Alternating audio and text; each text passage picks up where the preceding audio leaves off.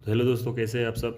आशा करता हूँ बहुत ही अच्छे होंगे। तो बहुत दिनों से मैं वीडियो नहीं बना पाया, आज फिर से वीडियो लाया हूँ। ये आपको मालूम ही होगा, लुमिनियस 1650 का है, ठीक है ना, जो कि 24 वोल्ट का है। ये लुमिनियस 1650 24 वोल्ट सिस्टम है, इको वोल्ट, ठीक है ना। मॉडल नंबर है लुमिनियस इको वोल्ट 1650, ठीक है ना। साइन वेव वाला है, 24 वोल्ट का, 2 बैटरी सिस्टम। तो इसका मैं पहले वीडियो बना चुका था, बक बक का, ठीक है ना, बक कन्वर्टर का वीडियो बना चुका था, जिसका S J two B I C लगा है। ये कैसे लगा है, कैसे काम करता है, LM315 तक कितना वोल्ट पहुंचता है, ठीक है ना। मैं इतना बता चुका हूँ, माइक्रो का कितना पिन में ये वोल्टेज जाता है, ठीक है ना। ये पूरा बता चुका हूँ, क्योंकि इसका वीडियो में देखा आप लोगों का बहुत प्रॉब्लम हो रहा था, तो इसका वीडियो मैंने बना चुका हूँ। आप लोग अगर नहीं देखे हो तो आई बटन में क्लिक करके जाके देख लीजिए, नहीं तो डिस्क्रिप्शन में शायद मिल जाएगा, जाके चेक कर लीजिए। और अगर आपको इसका पार्ट चाहिए SJ2B, ठीक है ना, 1650 का SJ2B ये पार्ट चाहिए, तो आप लोग मुझे कमेंट कर सकते हैं, नहीं तो मेरा वेबसाइट जो है www.electricallearner.in, इसमें जाके आप चेक कर सकते हैं। इसमें आपको SJ2B का पार्ट्स मिल जाएगा, बहुत सारा पार्ट्स से मिल जाएगा, ठीक है ना। लुमिनस 2KB का जो SCR है, ठीक है, वो भी मिल जाएगा। जो 50 एम्पियर 1200 वोल्ट का जो है, वो लुमिनियस का 2KB का क्रूज का, वो भी मिल जाएगा। बहुत सारा पार्ट्स मिल जाएगा। आप लोगों को अगर कुछ पार्ट्स चाहिए, महंगा मिल रहा है, तो आप मुझे कमेंट कर सकते हैं। मैं हो सके तो मैं आपको दे दूंगा, नहीं तो मेरा www.electricallearner.com में जाके भी चेक कर सकते हो। इधर सॉरी, .com नहीं, .in, .com में मैं सेल नहीं करता, .in में सेल करता हूँ, ठीक है। वो अब भी पब्लिश किया है, इतना जल्दी नहीं करता हूँ, तो ऑल ओवर इंडिया में मुझे नहीं मालूम। आप लोग चेक कर लीजिए जाके, आपको मिल जाएगा डिलीवरी पार्टनर। तो आज हम शुरू करेंगे। पहले तो हमने ये देख लिया था, ठीक है ना, फर्स्ट वीडियो में हमने ये जो सिस्टम है, इतना तक हमने देख लिया था। LM315 इसका भी देख लिया था, माइक्रो का कितना पिन में ये इनपुट होता है ये भी देख लिया था। तो आज हम देखेंगे मेंस का, स्विच का, ठीक है ना, और कुछ फ़ैन का, ये सब देखेंगे, ठीक है ना। इसका एक छोटा छोटा पार्ट करके बनाएंगे। तो आप लोग बताइए, पूरा एक ही पार्ट में सब बनाना है कि छोटा छोटा पार्ट करके बनाना। मुझे छोटा छोटा पार्ट करके बनाने को क्यों अच्छा लगता है, क्योंकि मैं एक साथ पूरा पार्ट बनाऊंगा, मुझे भी टाइम लगेगा, और फिर अगर 1-1.5 घंटा का हो जाएगा, आप लोग भी बोरिंग लगेगा।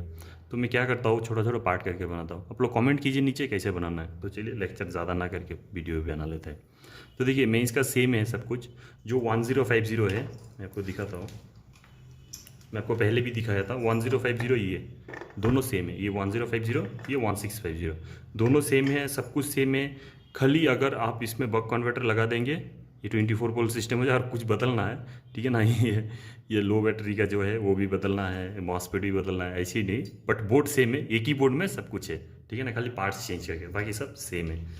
तो इसका अगर मेन सेंसिंग क्या है, तो सेम है, ठीक है ना, जिसमें 3 रेजिस्टेंस लगा हुआ है आपका, ठीक है ना। ये देखिए, 3 रेजिस्टेंस लगा है, जिसमें से आपको वोल्टेज ड्रॉप किया हुआ है। और फिर बाद में ये 2 एम्पियर का ट्रांसफार्मर है, ठीक है ना। इसका इनपुट में आपको 3.34 वोल्ट के करीब करीब मिलेगा, ठीक है। और आउटपुट में अगर आप रेजिस्टेंस के बाद में ये 2 पॉइंट में चेक करेंगे, मैं आपको दिखाऊँ, ये 2 पॉइंट में, ये कैपेसिटर के पास और एक इधर, तो आपको 0.5 वोल्ट AC मिलेगा, ठीक है ना।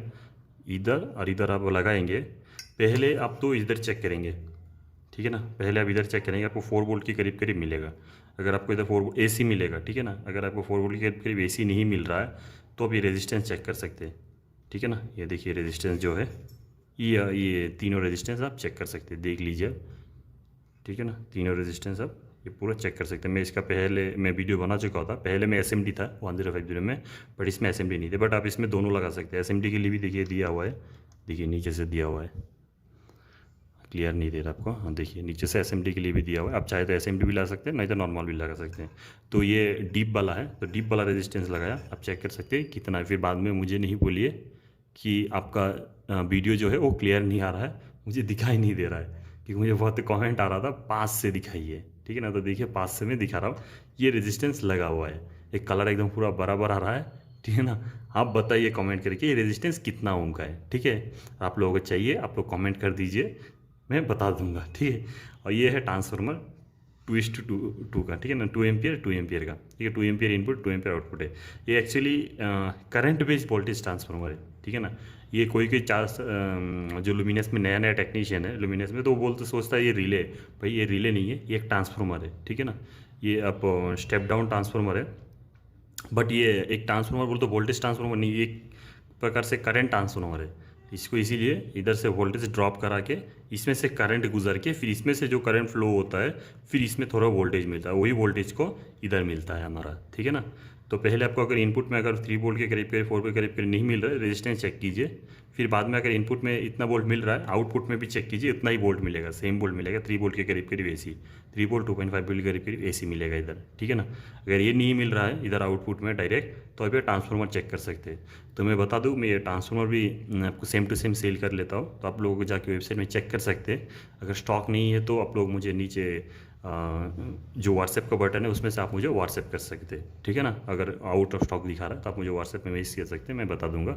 और आप लोग अगर खरीद चुके हैं इसका, तो मुझे इसका प्राइस बताइए कि आप लोग कितने में खरीदे हैं, ठीक है ना। प्लीज़ बताइए, तो मुझे थोड़ा बहुत मालूम चल जाएगा क्या है।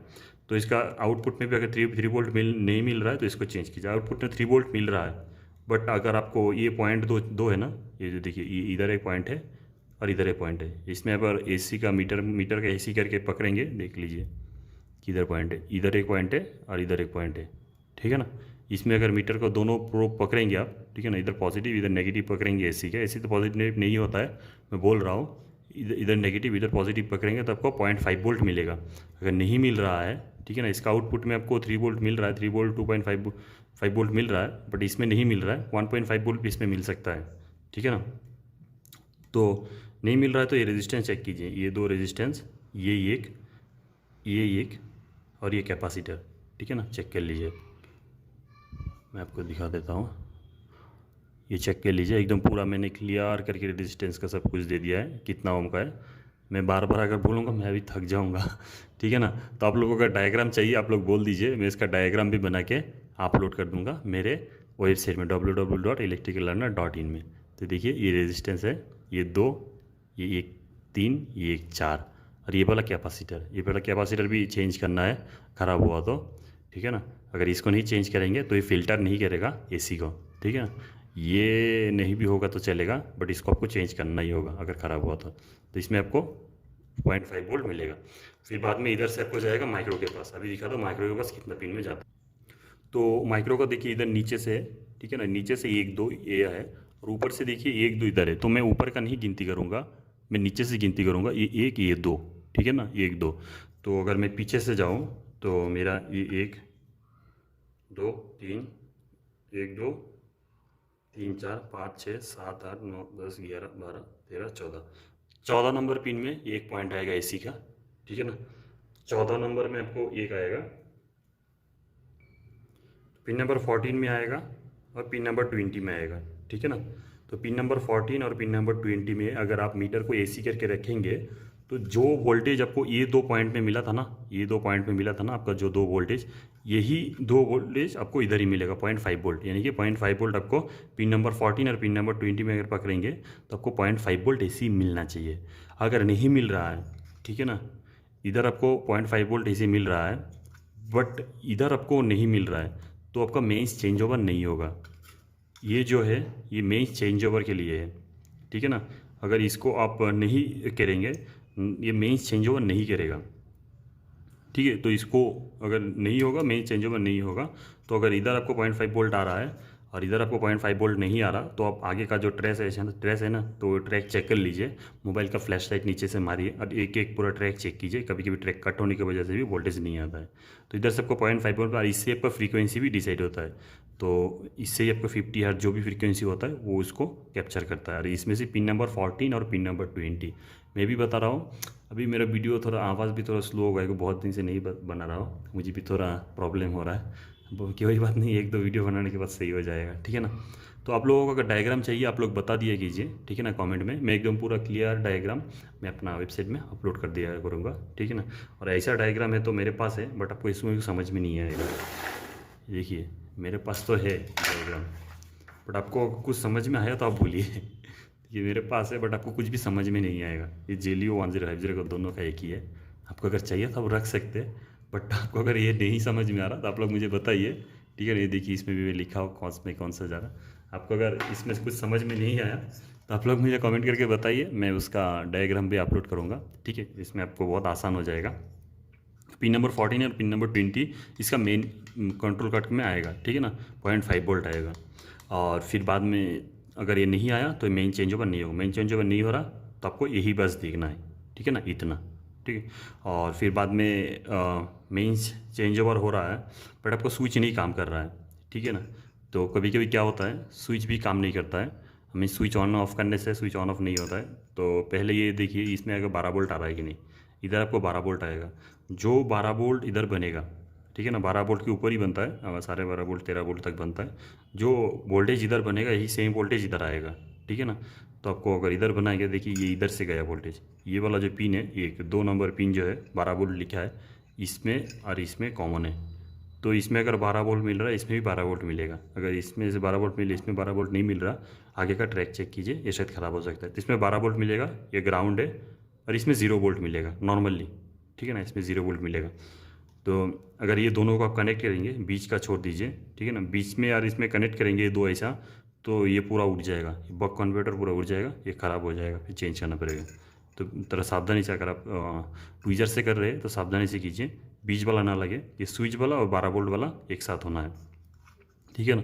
तो ये जो स्विच वाला का जो ट्रैक है ये आया इस तरह, ठीक से दिखा देता हूँ, देखिए, हाँ, स्विच वाला का ट्रेस है, ये है इस तरफ, R63 R64, ठीक है ना, इसमें आया, ठीक है ना, ये इसमें आया पहले, फिर इसमें से इसमें गया, और फिर ये इधर से ग्राउंड कर दिया, जो भी ओवर वोल्टेज है इधर से ग्राउंड कर दिया, इधर एक डिवाइडर की तरह बन गया है, समझ लीजिए, ठीक है ना, वोल्टेज कम करने के लिए।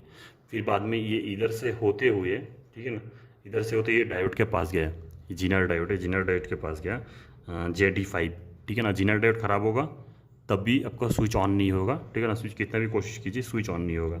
फिर बाद में इधर से होते हुए, आपके देखिए ये एक इंडक्टर है, ठीक है ना, L5 ये इंडक्टर है, और ये एक कैपेसिटर है। तो ये इंडक्टर से होते हुए गया, अगर ये इंडक्टर, ये भाई रेजिस्टेंस नहीं है, मैं पहले ही बोल रहा हूँ, रेजिस्टेंस नहीं है, ये एक इंडक्टर, देखिए लिखा है L5, तो L का मतलब होता है इंडक्टर। तो इंडक्टर होते हुए ये कैपेसिटर अभी अगर ख़राब होगा, कैपेसिटर तो ग्राउंड और उसको फिल्टर करता है, क्योंकि आगे इंडक्टर लगा हुआ है और इसके पीछे कैपेसिटर लगा है, तो इंडक्टर में जो वोल्टेज थोड़ा फ्लक्चुएट होगा वो ठीक करेगा, फिर आगे का जो वोल्टेज प्यूरीफाई करेगा ये कैपेसिटर करेगा। तो आप जैसा लगाया हुआ है वैसे ही इसको लगाइए, अगर कोई ख़राब होगा तो इंडक्टर को चेक करेंगे तो कॉन्टीन्यूटी मोड में कॉन्टीन्यूटी आएगा, ठीक है ना। तो इंडक्टर के बाद तक पिन नंबर एकदम लास्ट वाला पिन नंबर देखिए, ठीक है ना, ये देखिए इधर से गया, जाने के बाद एकदम पूरा पिन नंबर 22 में, ठीक है ना, क्योंकि ये 22 पिन का है, तो पिन नंबर 22 में देखिए एकदम लास्ट वाला पिन नंबर 22 में आपको एक 1.5 वोल्ट के करीब वोल्टेज मिलेगा।